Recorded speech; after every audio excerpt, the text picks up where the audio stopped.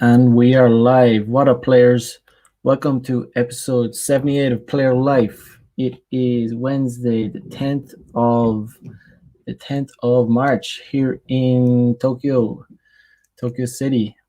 Um, yeah, tomorrow will be. I think it's the 311. So back in 2011, there was a massive tsunami, earthquake in Japan. Um, it was massive. I think I don't know. It's like 10 years ago. That's insane. 10 years ago, I remember it. I remember very well. Um, at the time, I was actually in university, and there was a Japanese exchange student, and I came in one morning, and he's looking at his laptop, and there's like a giant tsunami coming across all these rice fields, and I'm like, what's this? And he's like, oh, you didn't hear about it? There's a massive earthquake that caused a huge tsunami that killed a lot of people. Thing a lot of people don't know is that actual earthquakes in Japan don't kill very many people at all, because the buildings they're designed to withstand very powerful earthquakes. Obviously they all have to be designed, but it was actually the tsunami that caused all the destruction and death in 2011. Crazy times, but yeah, that's that. Mother Nature, you cannot mess with it. um yeah, so today was a good day, chilling. Did a calisthenics workout with my Brazilian boy Jer. We had a good time.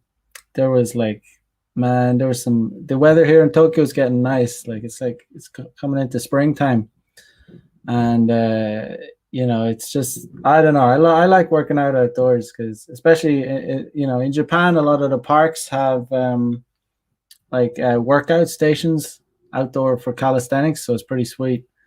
But also, the parks in Japan are very nice. But there was like so many girls having like picnics in the park and shit.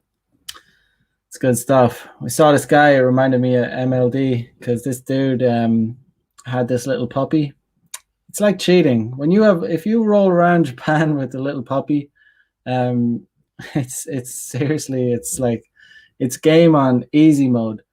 Yeah, just this dude in the park, like with a tiny little furry little puppy, and he was rolling through. The dog was like running around to all the girls, and the girls were just freaking out, loving it. Um, but it's a really good icebreaker if you have a dog. Obviously, yeah, getting a dog is obviously a big responsibility. I would love to get a dog, but on the other hand, I don't want the responsibility of it kind of ties you down. I like to be a free agent. Love dogs, but you can't just roll out of your house, and you have to bring it with you everywhere. Um, but yeah, I mean, if ever I do decide to get one, I'm gonna milk the stage where it's like a puppy. I'll make sure I get it like in around like just before springtime, so I can have it and go to the parks with it and do a game with having a puppy, because it's a cheat mode. Like when you have a really cute dog, um, I don't know. Even guys want to play with it. It's like, I don't know. I love dogs, so it's just like they're just fun creatures to have around. They just increase the mood. They just make you feel better. But yeah, I was like, yeah, there was these like four really hot girls. We were finished working out, and we were gonna game these girls. Like there was four girls sitting down, and then the guy comes in with the dog and like blows us out of the water, because like you can't, no matter how good your game is, right? You cannot compete with a puppy. Like, if you try and compete, you try and distract girls from playing with a little cute puppy. Yeah, they're not going to be into it. But if it's your puppy, that's a different story. So we had to give it to him. We had to let him have it. Yeah, he won that. He won the prize that day. But we'll be back. We'll be back. Um, Problematic in the house here for my late night dose of RP. Good stuff, man. Where are you at again? Problematic. Where is late night for you? Because it's 9 p.m. here in Japan. It's not. It's not so late yet. Um, you must be somewhere. I don't know where you're at. Let me know. Uh, yeah. So that was today. Pretty chilled out. But other than that, today's episode, I want to talk about. Oh yeah. Um, Problematic says Australia, 11 p.m. here. Okay, all right. 2 hours ahead of Japan. It's pretty. Is that Australia? Is that like Wednesday? Is it Wednesday in Australia, or is it like some crazy time difference, like 22 hours behind or something? Um, or yeah, no. Gabriel's E said, "What up? What is up, my man?" Yeah, but other than that, um, I decided I deleted my personal Facebook today because I was so sick of it. I pretty much used Facebook to troll. I wouldn't say troll, but like I basically everyone that I had as so-called friends on Facebook were people that I met maybe in college or yeah, people in high school. I'd say most people, the vast chunk of people that were on my friends list were from my college days because that's when I got Facebook, and then there was some high school friends. But everyone. I went to an art college. I studied art, so the most people on my Facebook were extremely lefty blue pill. So it was kind of fun to like spit like RP knowledge out and it just like shock people and like, oh my god, like and like it was I honestly got a kick out of it for a while, to like just tell the truth and just see people freaking out, calling me like far right and saying I'm like extremist. It was hilarious. I got a kick out of it, honestly did. But in the end I was just like, what am I doing? I'm wasting time here. It's like honestly, it's not. I was getting into arguments with like beta, like the worst type of people you could be. Like, I mean, like I wouldn't trade my life for any of theirs. Like, I mean that so wholeheartedly. I mean, I really would not. Like, and I was like, okay, it's time to stop doing this. It's not productive. There's nothing to be gained from it. And Facebook is obviously it's just a shitty app. It's just past it. There's no reason to have it. Um, but yeah, so I deleted it. It felt good to delete it. Just don't need it. Um, yeah, Gabriel E, what up? What up? Uh, Problematic says, I found you through MLD and your stream starts an hour before I sleep. So perfect timing. Good stuff, man. MLD is the man. I was chilling with MLD yesterday. It was, yeah. Um, yeah. So Problematic says, I deactivated my Facebook too, filled with people that I don't even talk to from school days. Yeah, I mean, people who you grew up with in like when you're a kid and you're a teenager. The reality is when you like become mature into a man as you should, you really a lot of the time you really don't have much in common with the people who you grew up with. Um, especially it's kind of sad, but especially when you become like RP aware, it really cuts out a lot of people. Um, I for one like it because I just can't be around people that are not. I find it difficult to. I would find it very difficult to be friends, have a meaningful, good friendship with someone who is not RP aware. Um, that's just because it's I don't know. It comes down to everything. Now, everything you talk about now is like when it comes, even if the way you talk about women, your politics, money, anything, you're going to have just massive disagreements with people. Even it's just it, but I don't know. It's just difficult. Um, Yeah, you can. It's just a lot easier to have a circle of based RP aware dudes around you, so that you don't lose your mind. And a lot of time we have to find like the communities like online, because it's so rare. Like it's so rare to find people that are able to see the truth. Um, and it's it's a really rare thing. I mean, it's kind of shocking, but I got today, people were like, just saying that I don't know. It's just I getting into arguments over just bullshit, over the beer bug and whatnot, and it's just like I was just so over. I was like, okay, this is just pointless. Getting called far right for calling out the beer bug. Um, but these people are, that say, that they're basically saying that I'm moaning about the beer bug or whatever. That's like saying, like, back in Nazi Germany, that the Jews were like, obviously not as extreme, thankfully, yet, but it's like, oh yeah, yeah, yeah, you're the Jews are just moaning about being persecuted. And so many people are being persecuted, like people's businesses, people losing their fortunes, their family businesses, people just getting depressed from staying home and not being allowed to travel.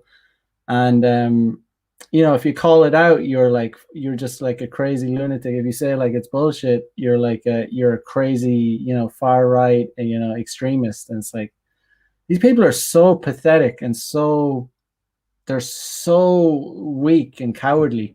They basically just want to be accepted by the wider society. They don't want to risk, saying anything that goes against the mainstream narrative. So it's just best to avoid people like that.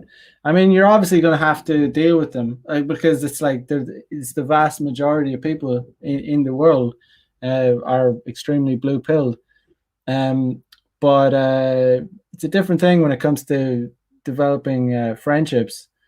It's best to develop friendships with more like minded. You're never going to agree with someone like 100% about anything. Even best friends here in Tokyo, we don't agree about everything.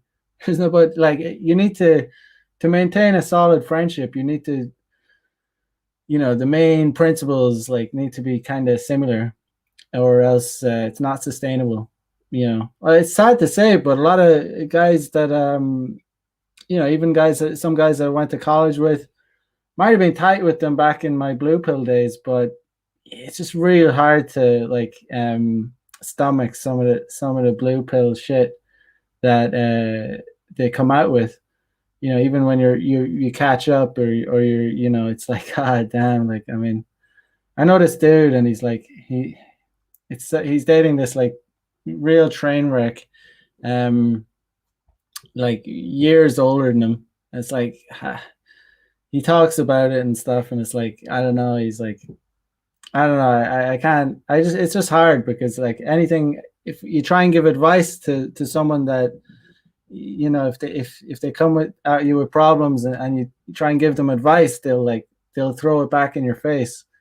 Um, because the thing about when you're friends with someone, it's like kind of like it's 50-50. It should be, but um, that's why they're not like, it's hardest to give friends advice, because friends, their ego is too invested.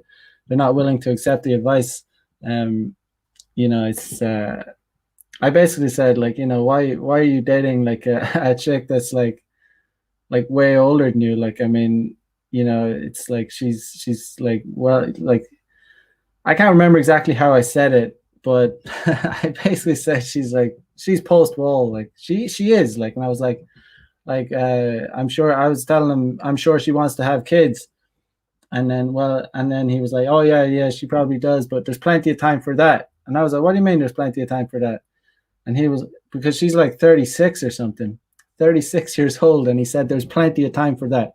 If there's any guy that says a 36-year-old woman has plenty of time yeah, have raise a family and have kids, they're blue pill. Like that's a test. Like you know that they're blue. You'll be able to tell a lot about them. But anyway, it is what it is. Um, Jason B says art is woke. Yeah, art. I mean, I wouldn't if I had a like I don't know. Back when I was in university, I mean, I was just so outside of all of this. I wish I don't think I could have. Hmm, yeah, I think if I was RP aware, I would not have gone to that college. And if I was RP aware when I was there, I would have really I would have had a good time. I would have cleaned up a lot more with the ladies. Would have been good.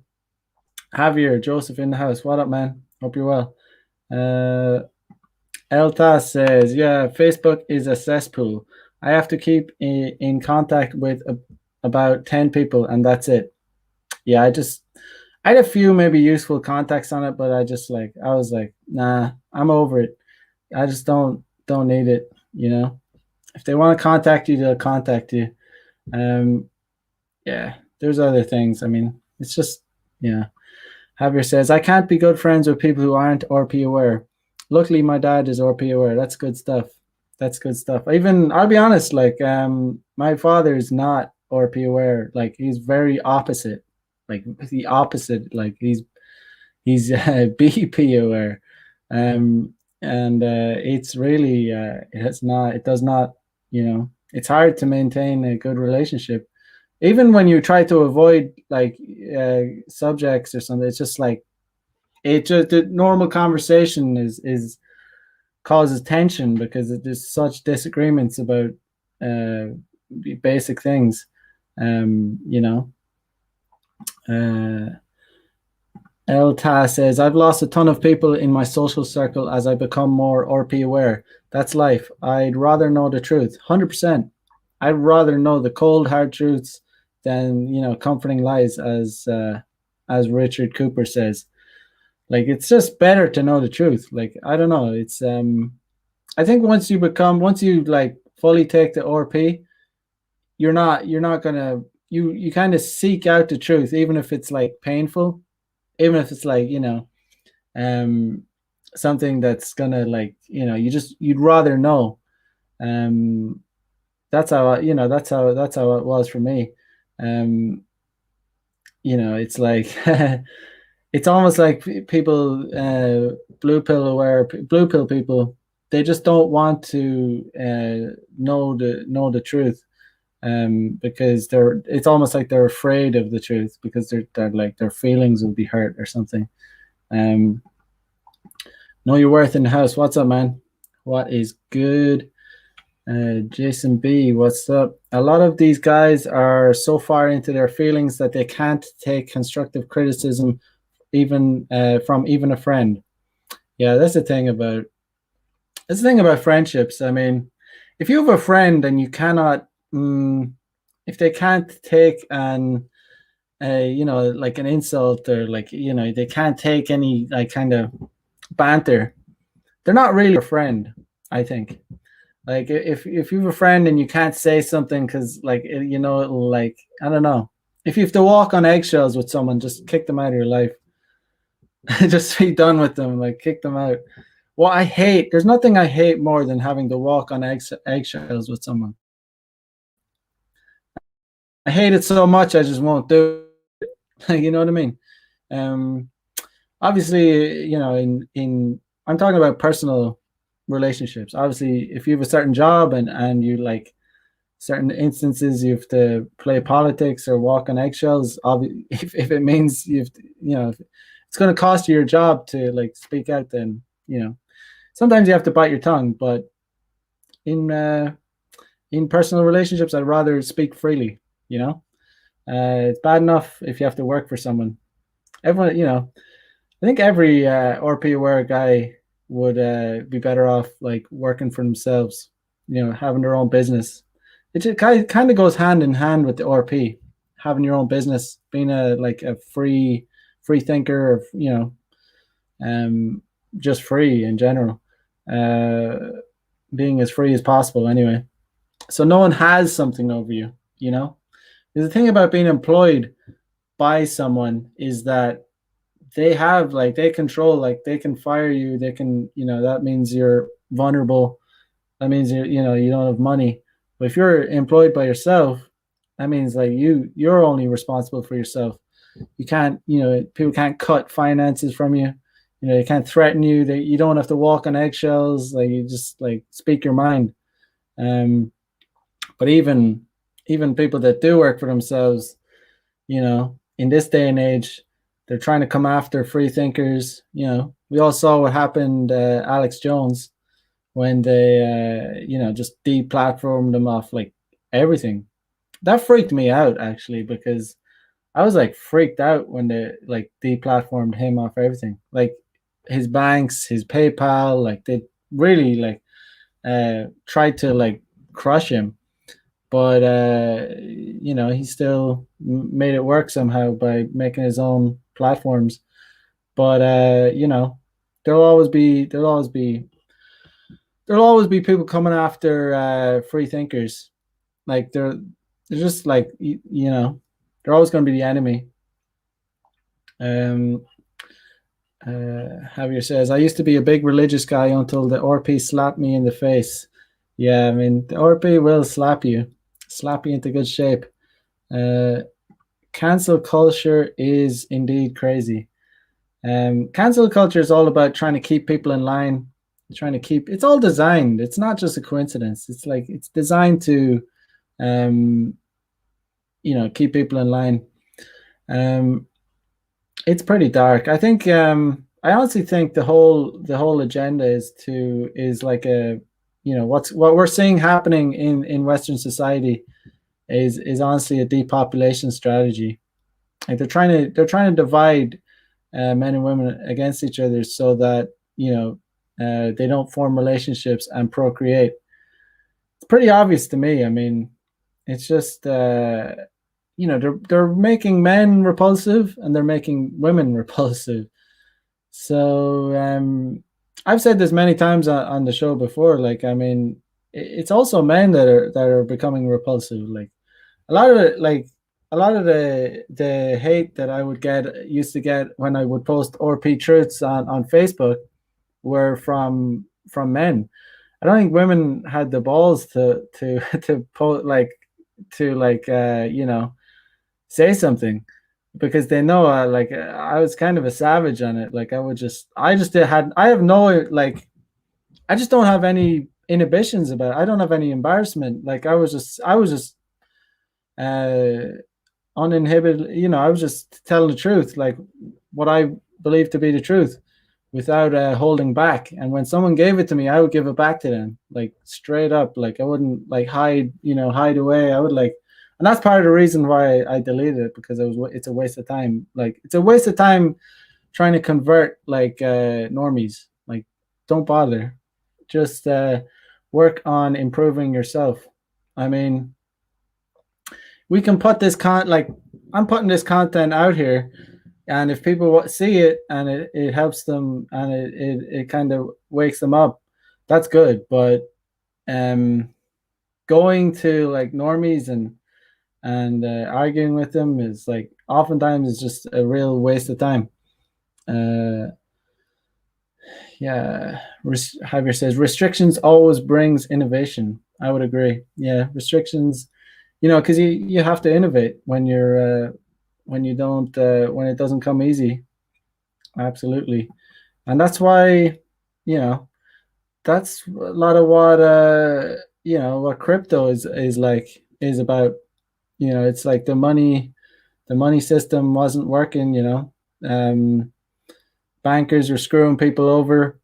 So now innovation with crypto is giving power back to the people, and they're probably going to try and interfere with that. But it's kicking off right now. So Javier says they are trying to make sex a commodity that the government controls, and they are working backwards to obtain it. They are absolutely that is absolutely spot on. Yeah, they're 100%. They're trying to control sexual activity between men and women. I mean, especially all these apps like Tinder, Bumble, they're all these algorithms. They're all controlled. You know, uh, it's basically controlling people's sex lives. And you know, because most people are just, especially with all the lockdowns, people aren't meeting in nightclubs and bars, or they're a lot of people aren't even leaving their houses. They've been so brainwashed, like in March of 2021, they're still afraid. They're still like, stay home, stay home, oh my god, don't go out, protect the health service. And when you see that level of idiocy, it's like, wow. I feel kind of embarrassed that I even, I woke up I was like, I knew it was a scam real quick. But imagine being like in March 2021, still be thinking that it's like you should stay home and thinking that lockdowns are a good thing. But yeah, I wonder what it's done to the overall uh, population in terms of new births, because like I said, a lot of unplanned pregnancies wouldn't have a lot less would have happened because of these lockdowns. Like, people not socializing. Like, there's a certain probably percentage, probably a lot of babies are born every year that are unplanned, and they happen like from men and women like meeting in nightclubs or bars, or having one night stands. But that still accounts for a certain percentage of the babies born every year. But that's probably like way, way down. And that's part of the plan, in my opinion. They want that. And then there's anyway, today I want to talk about the idea, like, they're trying to like, redefine masculinity. Um, and what is that about? Like, why are who is trying to redefine masculinity? Like, it's all, and what is the goal? What is the point? Like, you don't hear like, you don't hear me, what about redefining, femininity? I mean,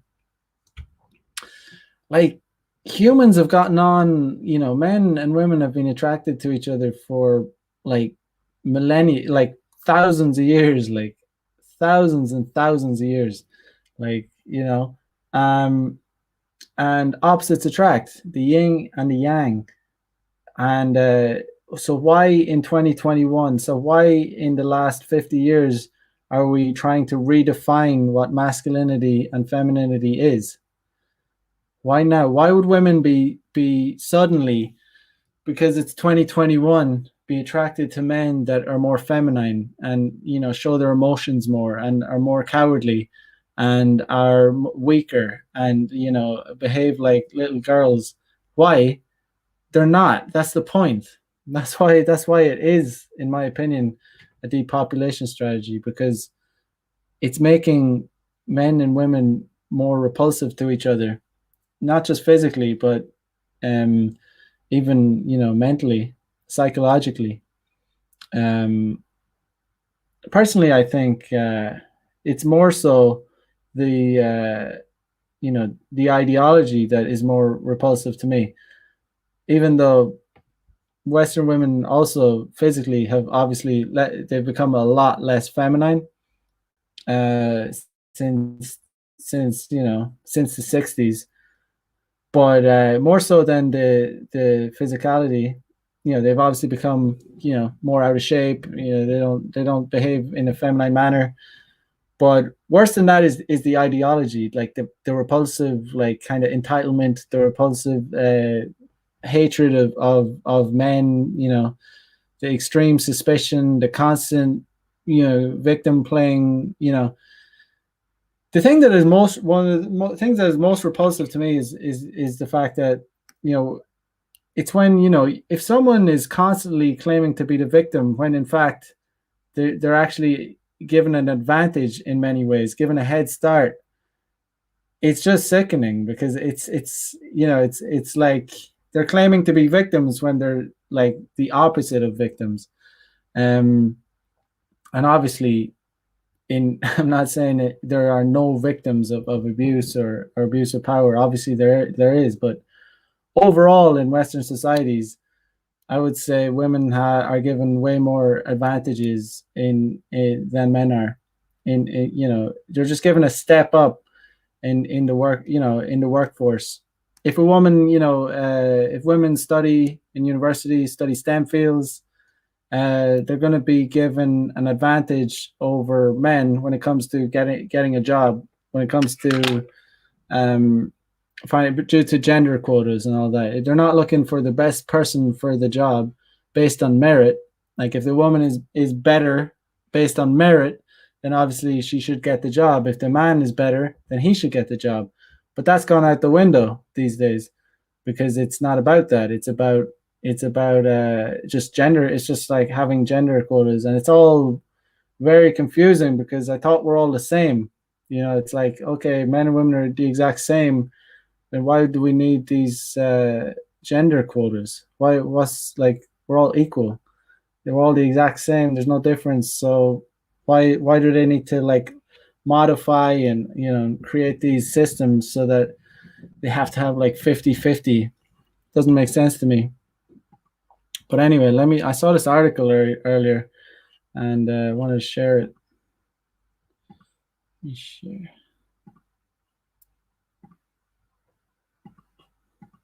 All right, so boys don't cry. Meet the men trying to redefine masculinity. Yeah, and it's like, I wonder, is it actual men who are trying to? Anyway, let's read it and see. 32-year-old journalist and public speaker Chris Hemmings liked to start the empathy workshops he ran in schools and at universities pre-beer bug by giving all the young men in attendance a piece of paper and a pen. On it, anonymously, he would get them to write a fear, a worry, or a concern that nobody in the room knows about and explain why nobody knows about it. At the end of the workshop, he would read them all out. By doing this, Chris, who went to school in Manchester, explains, I'm trying to show that it doesn't matter who wrote it. What matters is that it could be your best friend and you wouldn't know this about him. Why have you not created an environment where you could have talked about this? The answer, he laments, is always the same. They're afraid of being judged, bullied, or having the mick taken out of them for showing their vulnerability. Well, I mean, there's this idea amongst women that men don't talk about their problems amongst each other. Like, they do. But the thing is, if men show their vulnerability to women, women are turned off by it. And that's just a fact of nature. That is just a fact. So I don't know why women are always banging on about the idea that men aren't vulnerable enough, men don't cry enough, and all this shit.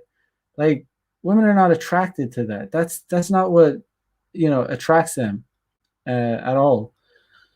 But I've had friends tell me about their problems plenty of times. Like it's not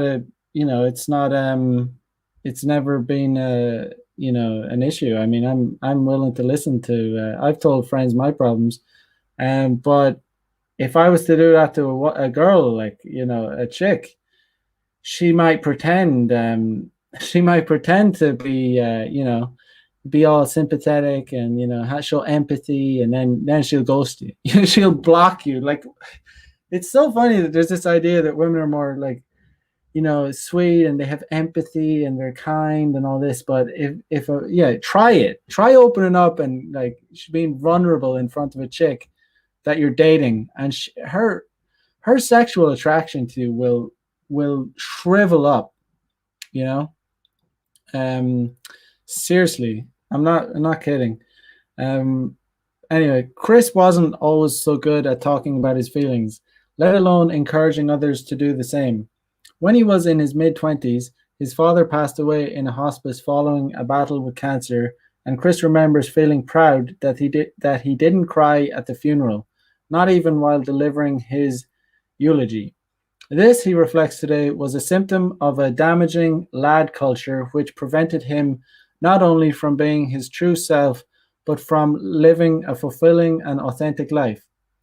Well, I mean, to be honest, I mean, obviously, if he was able to deliver the speech at his father's funeral without breaking down, that's to be commended, in my opinion. I mean, no one's going to criticize him for crying either. You know what I mean?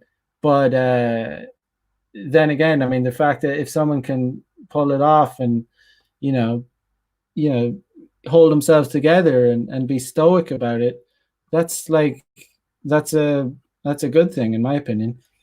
Um, you know, uh, if you're going to be, it's going to be harder to obviously make a speech if you're sobbing and crying, given it, it's going to be, so the fact that, in my opinion, it is something to be proud of. So, since that day, Chris has completely altered his life. He left the rugby club at university, changed his friendship group, and wrote a book called Be a Man, which was published in 2017, at around the same time as Robert Webb and Grayson Perry's respective journeys into manhood. There are, he tells me, not enough men who are countering the narrative that men don't show emotion or talk about their feelings, that men need to be fighters, protectors, winners, that we need to be in control all of the time. Well, the fact of life is these traits, fighters, protectors, winners, these are the things that make men attractive to the opposite sex.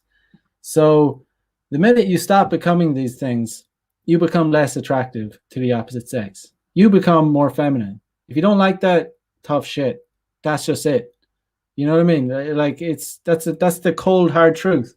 These want comforting lies. Oh yeah, we can be, we can all go out and we can all hold hands and sing kumbaya together, and we can all be girly, and we can just go and drink tea and with our girlfriends, and we're still going to be like attractive to the opposite sex. No, we're because Western men are becoming, less and less attractive to the opposite sex because they're being blue pilled, they're being beta-sized by the mainstream. Just being like totally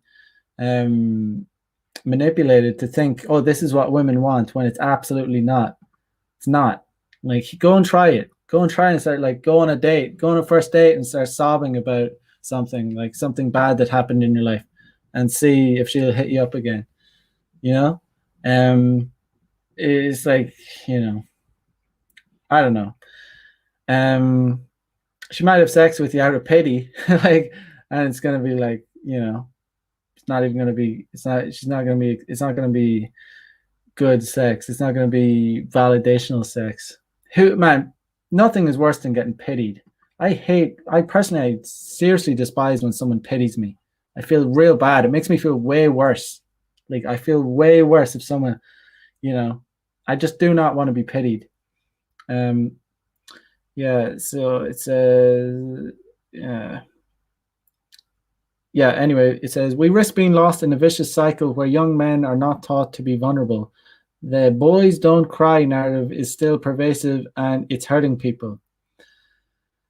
I mean, I've seen people, boys cry. I mean, but it shouldn't be encouraged as something that's like, oh yeah, just cry all the time. I mean, in certain instances, yeah, it's acceptable to cry, but like, just to become a sobbing mess, like getting emotional over things, it's not something to be like proud of. Like, it's to hold yourself together and like not cry is something that's like to be commended.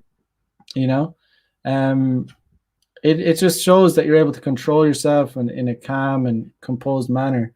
And in other instances, you can, if someone, if you're not, if someone dies in your family or a loved one dies, then it's perfectly acceptable to cry as a man. But like, to be sobbing over, oh, like, just being, it's just a feminine trait. Honestly, it is, like, to be sobbing over shit, you know, to be feeling sorry for yourself.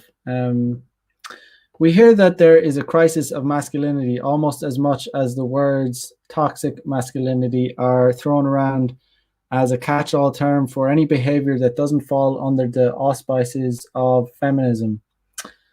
But rarely do we talk about what that actually means. This September, it was reported that the male suicide rate in England and Wales has hit a 2 decade high. I wonder why. I wonder why, because men are being encouraged to get, like, they're encouraged to, be all like feminized and, get all emotional, and they're being attacked from all corners. Um, you know, uh, it coincides with the rise of womanism. That's probably it. According to the Office for National Statistics, the rate of 16.9 deaths per 100,000 is the highest it has been since 2000. This stark data confirms that suicide remains the single biggest killer of men under 45 in the UK. Yet men are the baddies. Men are the baddies, and then we always hear about poor females with their depression, and yet men are always the suicide rates are like so much higher for men, and that there's no pity given to them. Well, I mean, not even pity, but there's like they don't correlate. Um, the rise of womanism to the increasing suicide rate, because I don't know. There's just a lot of guys out there that they're being so manipulated. They're being fed the wrong information. They're being told that being emotional, being a beta male, being beta male provider, and all this is going to make them more attractive to the opposite sex. But they keep trying the same thing, and they just get left in the dirt. They get left in the big 80% of guys that don't get any poontang, because they're just becoming more feminized, and they don't understand female nature. Female nature is a cruel thing. I hate when I hear that, oh, females are the empathetic ones. They're the nice ones. It's like, are they really? You know, are they really? Um, we risk being lost in a vicious cycle, Chris reflects, where young men are not taught to be vulnerable. The boys don't cry narrative is still pervasive, and it's hurting people, and it doesn't have to be like this. I am always struck when I go into schools and talk to young women that say the boys' behavior becomes a problem for them around the age of 13 or 14. So there is something that we are doing to boys as they become young men. So I wonder why. Why are, according to all these progressives, boys and girls are the same. There's no difference. So why are boys becoming kind of different when they're hitting puberty? But they'll just ignore that fact. Yeah, so they'll say, "Oh, yeah, it's just it's a social construct. It's a social construct. It's the way bullshit."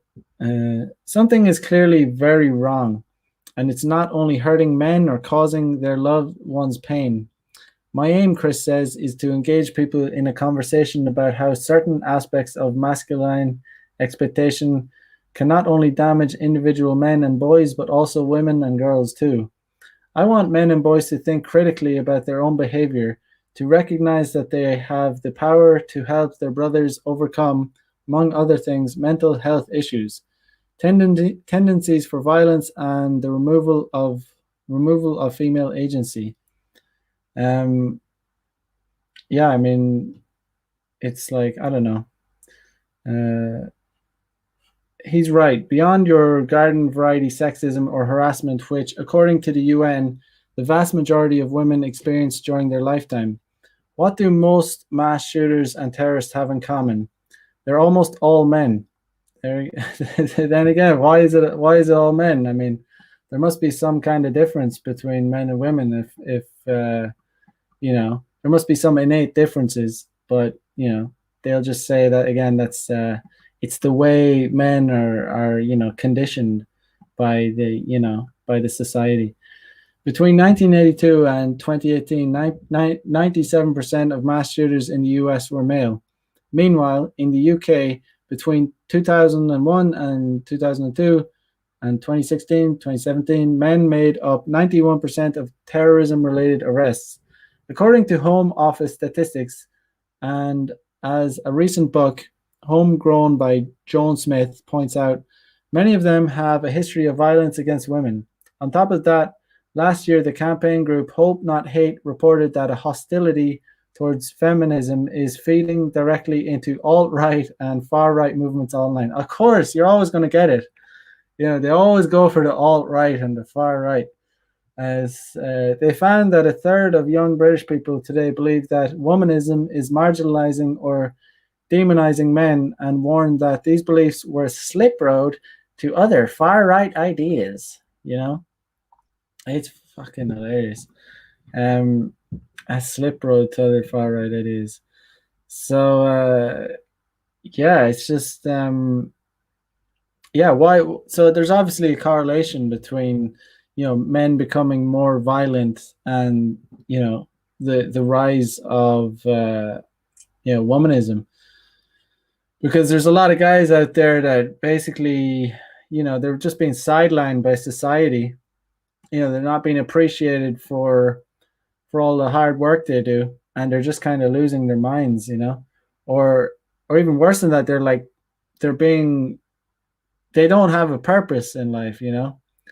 Back, you know, back in the day when things were more like balanced, when there was a, you know, when there was a yin and a yang between men and women, like, you know, men would fulfill their masculine roles and females would fulfill their feminine roles, like that have, you know, evolved over thousands of years, like through evolution, like hundreds of thousands of years. But you know, it's just when that kind of gets like rug pulled, it's been like a rug pull. It just suddenly changes in the 60s. You know, men are left with, like, you know, not having any real purpose, because a lot of basic dudes, like, you know, they would like I don't know, they're, you know, men and women are pretty much probably better off together. I kind of agree with Rollo Tomasi on that one.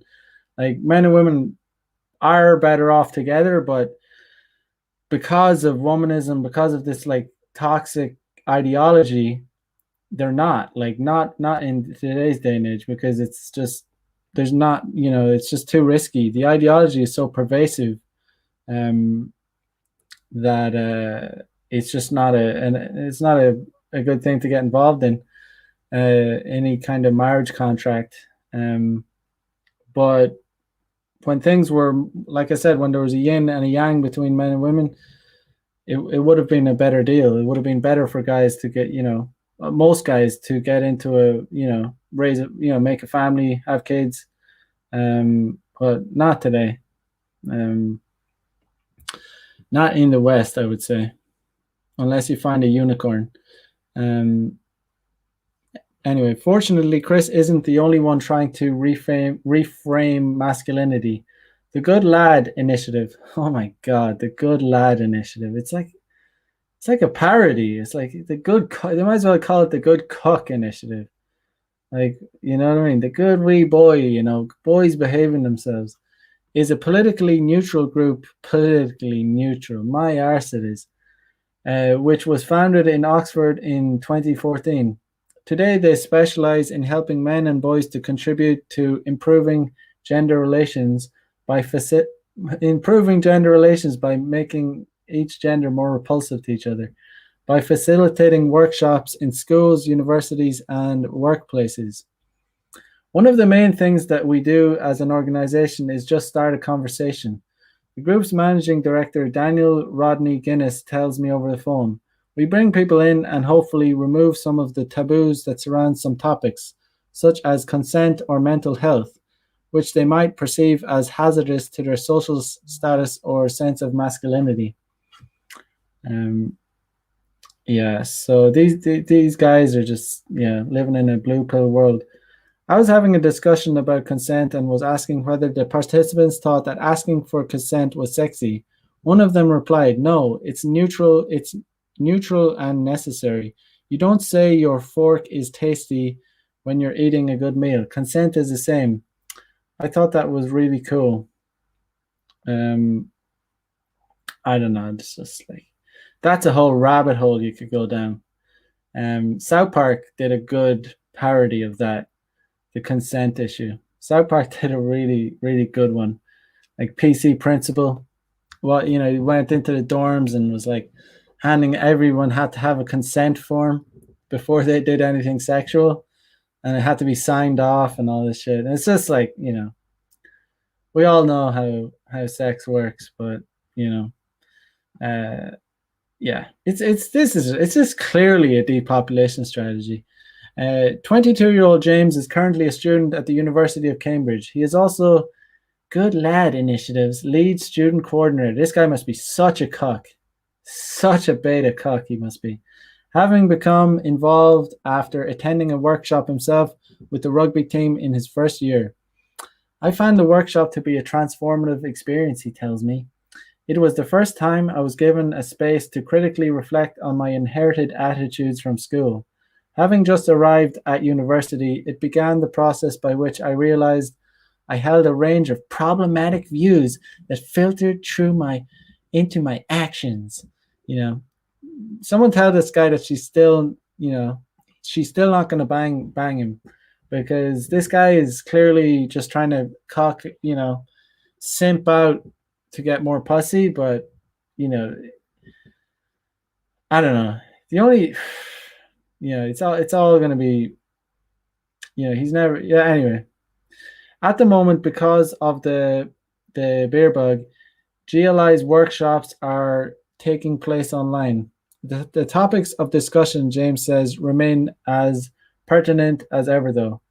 We ask explorative questions like, how do you talk about sex to your friends?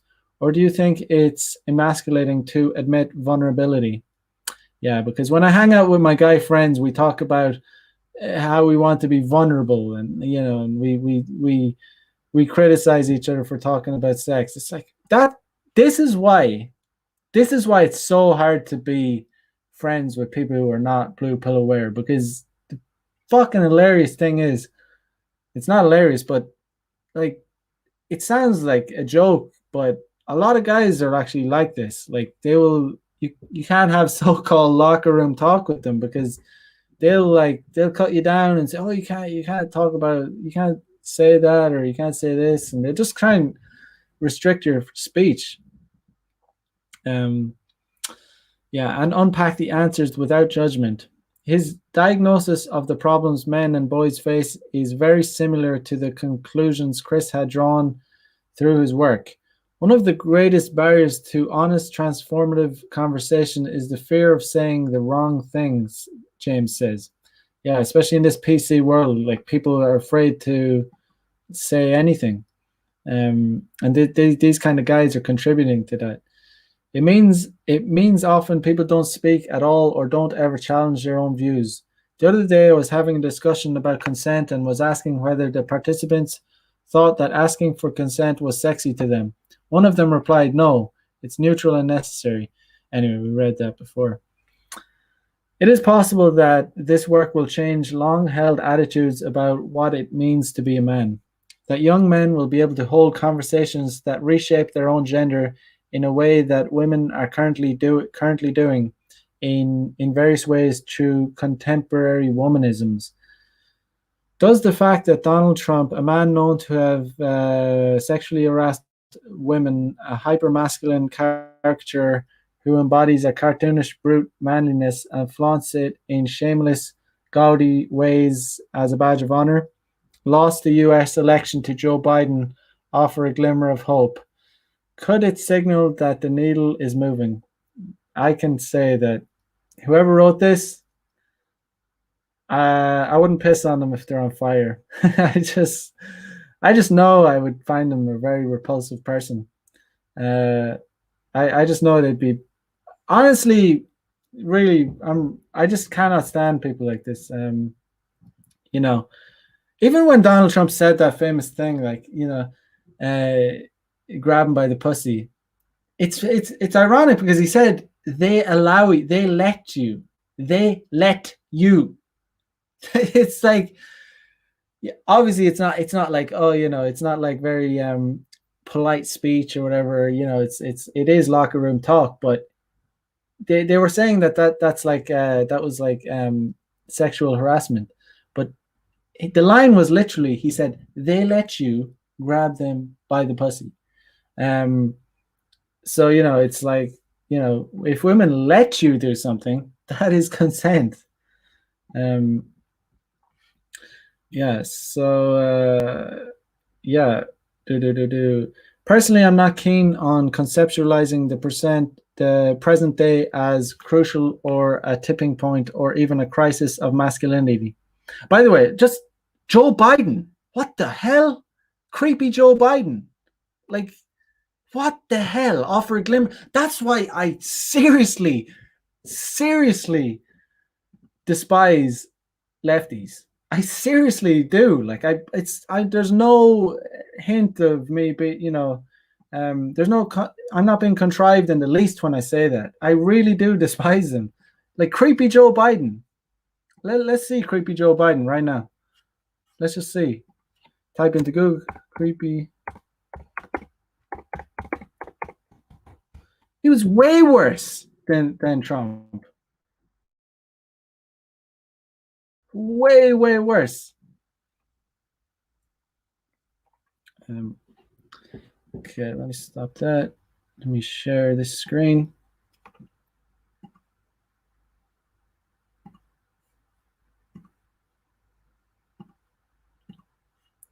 Right. Okay, so look at all these photos that come up, and Google probably hides a lot of them because Google is obviously part of the problem. But look at this. There's so many. Obviously, everyone's seen the videos of Joe Biden being real creepy, like grabbing. What is this about? So it's just selective outrage. I really hate that selective outrage. Let me see. Share screen. Yeah. So yeah, personally, I'm not keen on conceptualizing the present day as crucial or a tipping point or even a crisis of masculinity, James says thoughtfully when I put this to him. There are a few reasons for this. Firstly, cultural change won't happen overnight, especially when it comes to people's sense of gendered identity, which is formed over many years and through the influence of many uncontrollable factors. Speaking of this as the crucial moment undermines the constant effort that will need to be put in for years and years to come for long-lasting perceptions to change. Secondly, I don't think this cultural shift is the crisis it's made out to be. There's no need for panic. Surely we want is to broaden this monolithic understanding of masculinity to cover a range of masculinities. You can be masculine and wear makeup. No, you can't. No, that's just wrong. No, you can't. The feminine makeup is a feminine thing. Makeup is used to highlight fertility. Makeup is used to arouse men. You can be masculine and love talking about your emotions. No, you can't. That's not a masculine trait. No one gets left behind in this. Least of all, those who comfortably subscribe to more traditional models of masculinity. Rather, everyone gets included. These redefinitions are it's just crazy. It's savvy of the good lad initiative to be apolitical when they just like were delighted that Joe Biden got into office. Apolitical, it's just like they're so annoying. After all, surely those who need to join this conversation the most are those who conventionally feel the least able to do so. Before we wrap up, James adds, I think this is an inspiring thought that you get to choose what being a man means to you. not having society, culture, tradition dictated. This is like, if you want to get really conspiratorial about it, this is probably like funded by the Chinese Communist Party. It's trying to like tear the West apart. It remains to be seen whether these ideas will move into the cultural mainstream, and what's more, be enough to counter the bubbling online machismo of this sexist alt-right. But just as there is now a general and growing acceptance amongst women that there is more than one way to be a woman, let's hope that in time the same will be true of being a man. Yeah, that's hilarious. It remains to be seen whether these ideas will move into cultural mainstream, like they're not already. Are you kidding me? Like, like these people are hilarious. They still think they're like the rebellious ones. It remains to be seen. These ideas are absolutely 100% in the cultural mainstream. My God, like these people, I don't know. They're funny people. Anyway, that's that. That is that article. Piece of shit. As usual, I'm going to. I will end things on a more positive or aesthetically pleasing note, and show you guys some more hotties from Japan. Let me get it out. All right, so today's girl is Asami. Asami. Asami's pretty hot.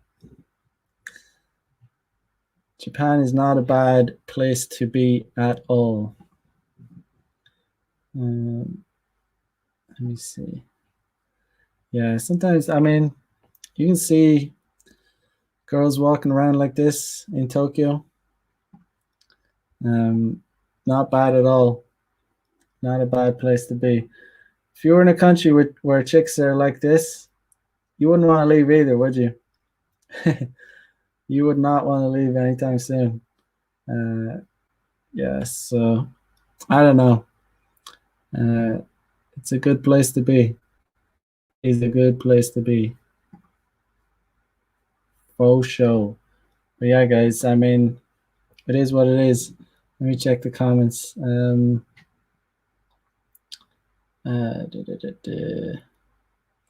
Your Worth says masculinity removal program. Yeah, absolutely. Javier says this person deserves to be in hell. I agree. I have no time for these people. I couldn't be friends with someone that agreed with anything in that article. Sorry, I just couldn't. Just wouldn't be sustainable. Selective hearing at its finest, indeed. Prince Harry is Exhibit 1 of BPD. Indeed, he is. Oh, you mean Meghan Markle? Yeah, he's a victim of that progressive idea. He's just a victim of the blue pill. He's a victim. I mean, if anyone needs to read the Rational Mail, it's that man. Get him on. Get him. Send him. Someone send him a copy of the book. Sleepy Joe was racist as hell. Sleepy Joe is like, he's just a really scummy person. Really scummy. Like, whatever your opinion about Trump is, what Trump is like, he is what he says on the tin. Like, he just is direct. If you love him, hate him, like, he is like this direct. Sleepy Joe's just a dirtbag. Like, he'll do anything to, like, he can stab you in the back. He's clearly a scumbag. His whole family is. What happened about his son too? You know, that just got brushed under the carpet. Gabrielle says that dude is on his way to being a vegetable. Yeah, Sleepy Joe's on his way to being a vegetable. Yeah, you got to be, you know, politicians are just scumbags in general. Just because they kind of have to be, because they're like, it's just such a scummy thing having a like speak with so many people, and just trying to making all these deals, like saying one thing one day and saying the other thing another day, just to like agree, trying to get on the winning side. None of these people have any like principles. Yeah.